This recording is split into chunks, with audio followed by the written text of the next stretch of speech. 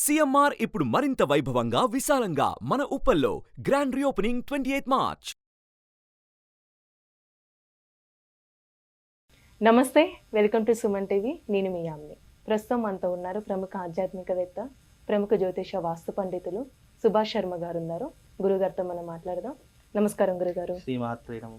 గురుగారు, మనకి ఈ నెలలో సంకష్టహర చతుర్థి వస్తుంది కాబట్టి ఆ రోజు ప్రత్యేకంగా ఏ విధంగా గణపతిని ఆరాధిస్తే మంచిది? కొంతమందికి జాతకంలో దోషాలు కూడా ఉంటాయి కదా, వాళ్ళు ఏ విధంగా చేస్తే మంచిది? చాలా మంచి ప్రశ్న, తప్పకుండా తెలియజేస్తాను. ముందుగా ప్రేక్షకులందరికీ శ్రీమాత్రే నమః, శ్రీ గురుభ్యో నమః.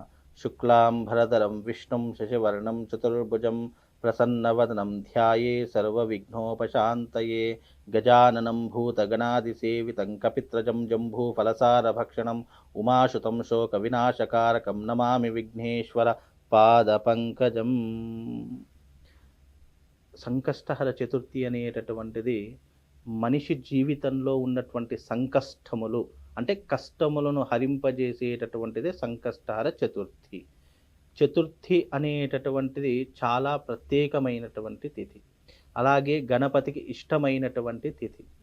ఈ సంకష్టహర చతుర్థి వ్రతము చాలామంది ఆరాధన చేస్తూ ఉంటారు, దీనిని ఒక వ్రతంలా చేసుకుంటూ ఉంటారు. సంకష్టహర చతుర్థి వచ్చింది అంటే గనక గణపతి ఆలయాలన్నీ కూడా కిటకిటలాడుతూ ఉంటాయి.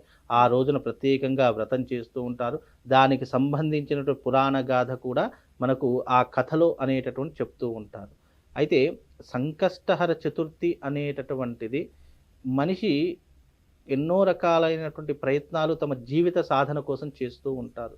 కానీ కొన్ని ప్రయత్నాలు విఫలమవుతూ ఉంటాయి. ఎన్నో పనులు అనుకుంటూ ఉంటాడు, ఫర్దర్ ఫ్యూచర్ ప్లాన్స్ ఎన్నో వేసుకుంటూ ఉంటాడు. కానీ ప్రతి ఒక్క విషయంలోనూ ఆటంకాలు, ఇబ్బందులు, ఏదో అర్ధాంతరంగా ఆగిపోవడం, ఇలా ఎన్నో రకాలైనటువంటి ఇబ్బందులు జరుగుతూ ఉంటాయి. అలా జరుగుతున్నటువంటి సమయంలో ఈ సంకష్టహర చతుర్థి అనేటటువంటిది మనిషి యొక్క జీవితాన్ని ఉద్ధరింపజేసుకోవడానికి, భగవంతుని యొక్క సంపూర్ణమైనటువంటి అనుగ్రహాన్ని పొందడానికి ఈ సంకష్టహర చతుర్థి అనేటటువంటిది మనిషి జీవితంలో ఒక ఇంధనంలా పనిచేస్తూ ఉంటుంది. అంత గొప్పనైనటువంటిది ఈ సంకష్టహర చతుర్థి. అందులోనూ సంకష్టహర చతుర్థి బుధవారం రావడం అనేటటువంటిది కూడా చాలా విశిష్టము, వైశేషము అని కూడా సనాతన ధర్మం తెలియజేసింది.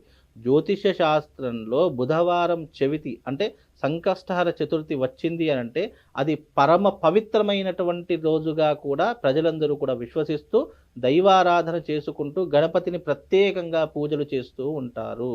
కనుక ఇందులో చాలా విశేషమైనటువంటిది ఏంటంటే ఉచ్చిష్ట గణపతి అని చెప్పేసి ఉంటుందమ్మా. చవితి రోజు ఉచ్చిష్ట గణపతిని ఆరాధన చేసిన, అలాగే ఉచ్చిష్ట గణపతిని పూజించిన ఆ యొక్క సాధకుడు తమ జీవితంలో ఎన్నో రకాలైనటువంటి అదృష్ట యోగాలను పొందుతారు. ఇప్పుడు ఈ యొక్క ఋషులు మునులు వీళ్ళందరూ అదృష్ట యోగాన్ని ఎందుకు పొందారు అంటే వాళ్ళు ఇలాంటి పర్టికులర్ అయినటువంటి టైంలో, పర్టికులర్ అయినటువంటి తిథిలలో, వారాలలో, నక్షత్రాలలో, యోగములలో, కరణములలో వాళ్ళు పర్టికులర్గా ఒక్కొక్క భగవత్ ఆరాధన, ఉపాసన, సాధన చేశారు. కాబట్టి వాళ్ళు మనకు ఋషులుగా నిలిచారు, వాళ్ళు మనకు ఒక మార్గదర్శకులుగా నిలిచారు. కాబట్టి మనుషులందరూ కూడా మానవ జీవితంలో ఈ కలియుగంలో మనకున్నటువంటి ఆపదల నుండి, విపత్తుల నుండి మనం అధిగమించాలి అంటే ఈ సంకష్టహర చతుర్థి చాలా పరమ పవిత్రమైనటువంటిది. ఆ రోజున చంద్రోదయం అయిన తర్వాత, చంద్రుడి దర్శనం చేసుకున్న తర్వాత ఉపవాస దీక్షను వదులుతూ ఉంటారు. ఆ రోజున ఏమీ ఆహార పదార్థాలు కూడా ముట్టుకోరు, కేవలము పాలు పండ్ల మీదనే అందరూ కూడా ఉపవాస దీక్షను చేస్తూ ఉంటారు. ఆ రోజున చంద్ర దర్శనం అయిన తర్వాత భోజనాది కార్యక్రమాలను చేస్తూ ఉంటారు. కాబట్టి ఈ బుధవారం చవితి సంకష్టహర చతుర్థి వస్తుంది కాబట్టి మీరందరూ కూడా చేస్తారు అంటే గనక సహస్రమోదక యాగం చేసుకుంటే అదృష్ట యోగం అనేటటువంటిది కలుగుతుంది. వీలైతే ఆ బుధవారం వస్తుంది కాబట్టి, విశేషమైనటువంటి వారం వస్తుంది కాబట్టి ఆ రోజున వీలుంటే మీ యొక్క సహస్రమోదక యాగం అనేటటువంటిది ఆలయాలలో చేస్తూ ఉంటారు. ఆ రోజున ఆ సహస్రమోదక యాగం చేసుకోండి. లేదు ఇంట్లోనే చేసుకునేటటువంటి వారు చక్కగా ఆ బుధవారం రోజున సంకష్టహర చతుర్థి వస్తుంది కాబట్టి ఇంట్లోనే ఒక పీటను ఏర్పాటు చేసుకొని చక్కగా దానిపైన గణపతి యొక్క విగ్రహాన్ని కానీ, గణపతి యొక్క ఫోటోని కానీ పెట్టుకొని, కలశాన్ని పెట్టుకొని ఆ రోజున గణపతి యొక్క నామస్మరణ చేసుకుంటూ షోడశోపచార పూజ చేసుకోండి.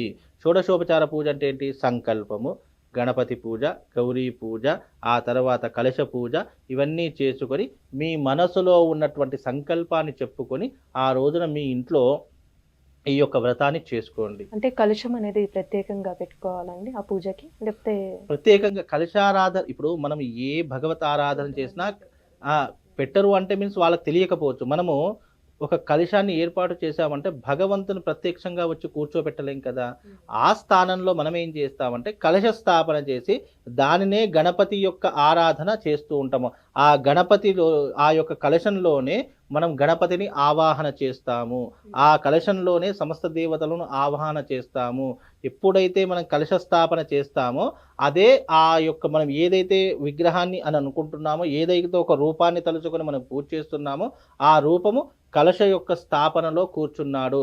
ఆ యొక్క గణపతే ఈ కలశ రూపంలో కూర్చుని మనం ఆ కలశానికి షోడశోపచార పూజ, అలాగే ఆ కలశానికి అభిషేకము, ఆ కలశానికి అష్టోత్తరము, ఆ కలశానికి అన్నీ చేస్తాం. కాబట్టి కలశం అనేటటువంటిది పూర్ణ కుంభము అని అంటాము. ఆ పూర్ణ కుంభంలో ఎవరుంటారు అంటే మనం ఏ దేవతనైతే ఆరాధన చేస్తున్నామో ఆ దేవత ప్రత్యేకంగా ఆ కలశంలో కొలువై ఉంటాడు. అందుకే కలశం పెట్టుకొని పూజ చేయడం అనేటటువంటిది మనకు సనాతన ధర్మంలో ఒక పద్ధతిగా చెప్పారు. ఆ రోజున చక్కగా గణపతిని ఆరాధన చేసుకొని ఆ రోజున చేయవలసినటువంటి క్రతువు ఏమిటంటే గణపతికి ఇష్టమైనటువంటి అటుకులు, బెల్లము గణపతికి నైవేద్యంగా పెట్టాలి. అలాగే ఆ రోజున సాయంకాలం అయ్యింది, 6 నుంచి 7 ప్రాంతం అయ్యింది అంటే ఇంటి కడప ప్రధాన గుమ్మం ఏదైతే ఉంటుందో ఆ గుమ్మాన్ని పసుపుతో మన నీళ్లతో కడిగేసి పసుపుతో ముగ్గు వేసేసి చక్కగా దాని మీద పసుపు కుంకుమ వేసి అక్షంతులు వేసి 5 పువ్వులు పెట్టి ఆ కడపకు ఇరువైపులా దీపాలు వెలిగించాలి. సంకష్టహర చతుర్థి రోజు కడప మీద ఎవరైతే దీపాలు వెలిగిస్తారో ఆ ఇంటిలోకి లక్ష్మీదేవి ప్రవేశం చేస్తుంది. ఆ లక్ష్మీదేవి ఒకసారి సంకష్టహర చతుర్థి రోజు ఇంట్లో ప్రవేశించింది అంటే చాలు, ఇక ఆ ఇంటిని వదిలిపెట్టి జీవితంలో ఎక్కడికి కూడా వెళ్ళదు. అంత పరమ పవిత్రమైనటువంటిది. కనుక ఆ రోజున ఈ నియమాలు పాటించండి. తప్పకుండా ఆ గణపతి యొక్క అనుగ్రహము, లక్ష్మీదేవి యొక్క అనుగ్రహము ఆ ఇంటిల్లిపాది లభిస్తుంది అని చెప్పడంలో ఎలాంటి అతిశయోక్తి లేదు. కనుక ఈ రకమైనటువంటి విధానాన్ని ఆరాధన చేసుకోండి. తప్పకుండా ఆ యొక్క సాధకుడు విజయాన్ని చేకూరుస్తారమ్మా. చాలా చక్కగా తెలియజేశారండి, ధన్యవాదాలు. సుమన్ టీవీలో మీ పర్సనల్ అండ్ బిజినెస్ ప్రమోషన్స్ కోసం కింది నెంబర్కి కాంటాక్ట్ చేయండి.